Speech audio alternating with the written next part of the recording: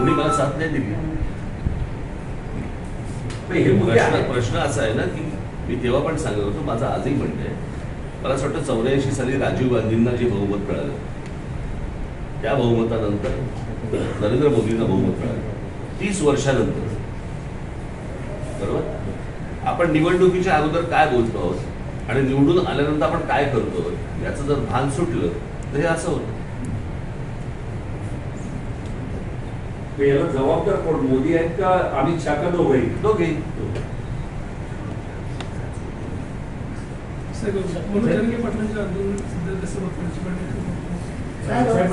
जेव्हा विधानसभेला समोर ब्लूप्रिंट सारखे प्रयोग केले, सगळ्यांना समोर विकासामा ठेवला होता, आता समोर होताना नवीन काही कल्पना असतील